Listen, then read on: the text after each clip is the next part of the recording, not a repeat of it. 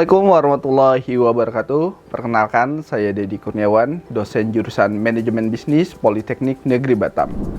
Pada kesempatan ini, saya akan menjelaskan materi mata kuliah perpajakan mengenai rekonsiliasi fiskal. Capaian pembelajaran materi ini ialah mahasiswa diharapkan mampu memahami dan mempraktikkan rekonsiliasi fiskal. Berdasarkan pasal 28 Undang-Undang Nomor 36 Tahun 2008, SPT tahunan pajak penghasilan harus diisi dengan dasar laporan keuangan fiskal, dan laporan keuangan tersebut harus dilampirkan dalam SPT tahunan. Laporan keuangan tidak selalu harus dalam akuntansi pajak, tapi juga dapat dengan akuntansi komersial yang disesuaikan dengan aturan undang-undang. Ada 3 penyebab perbedaan laporan keuangan komersial dan laporan keuangan fiskal. Yang pertama, perbedaan prinsip akuntansi. Yang kedua, perbedaan metode dan prosedur akuntansi. Yang ketiga, perbedaan pengakuan dan perlakuan penghasilan dan biaya.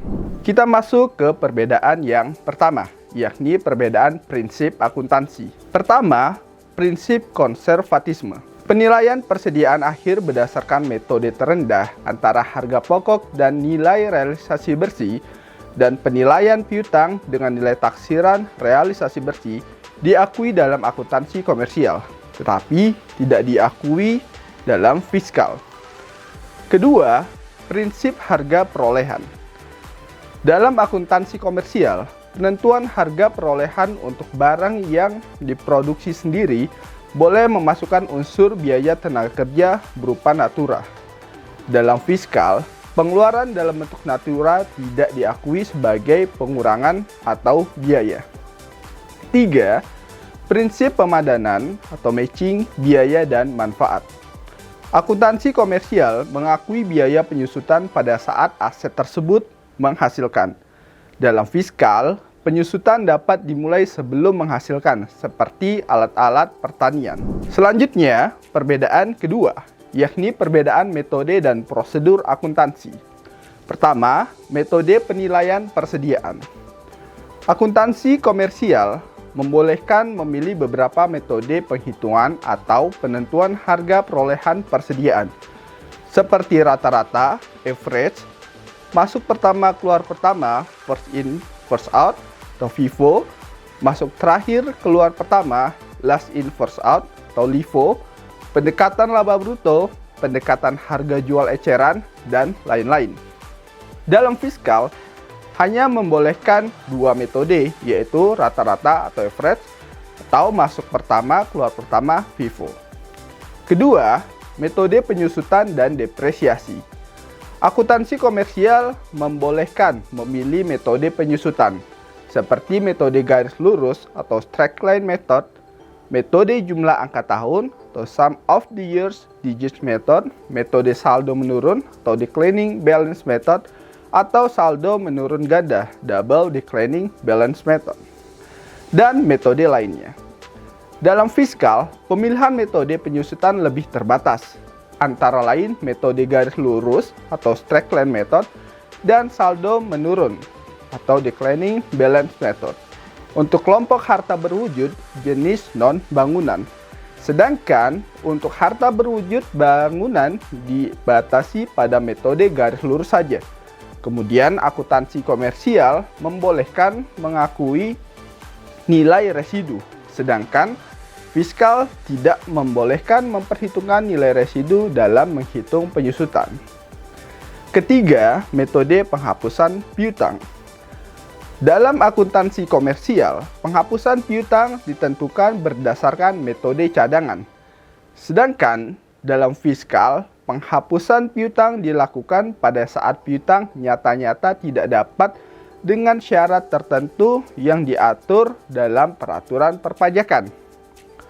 Pembentukan cadangan dalam fiskal hanya diperbolehkan untuk industri tertentu, seperti usaha bank, usaha sewa usaha dengan hak opsi, usaha asuransi, dan usaha pertambangan dengan jumlah yang dibatasi dengan peraturan perpajakan.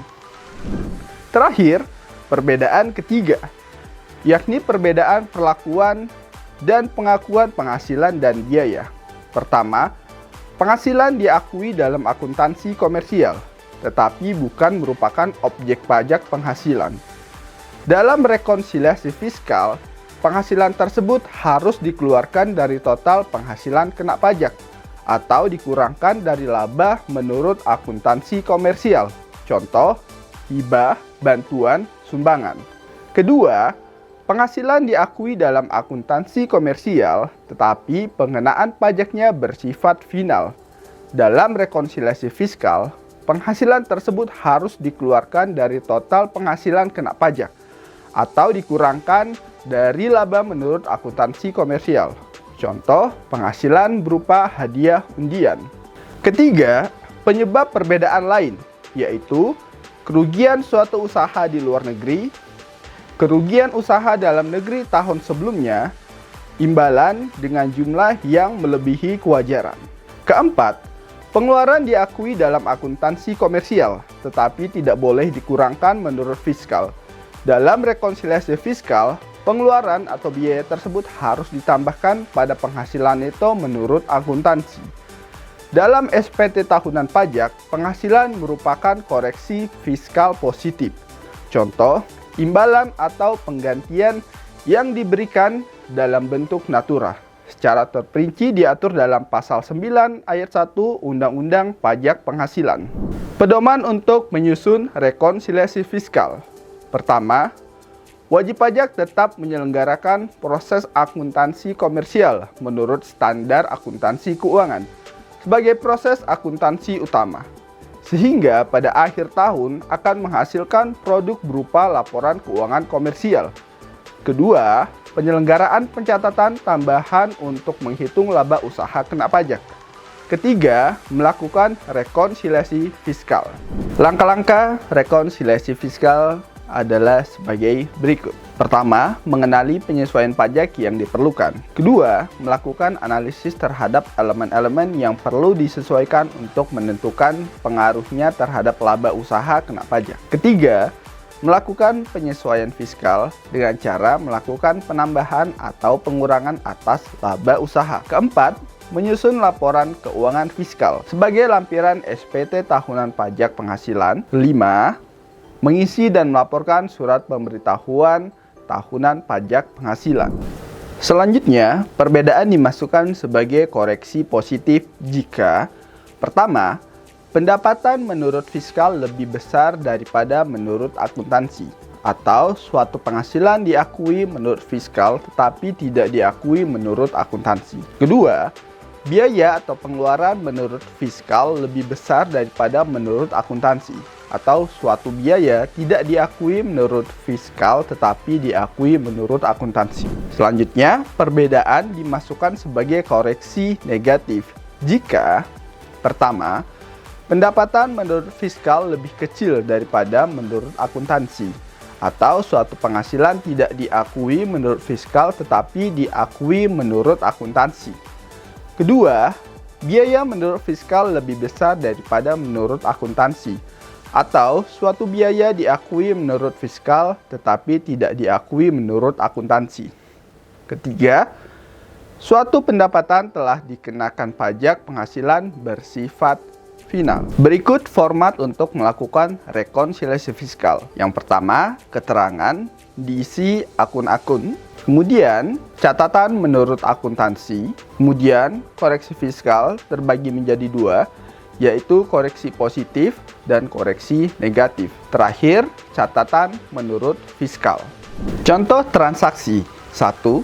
Dalam penjualan di sebuah perusahaan, tidak dimasukkan penjualan kepada karyawan sebesar 50 juta rupiah, yang penagihannya melalui pemotongan gaji sebulan.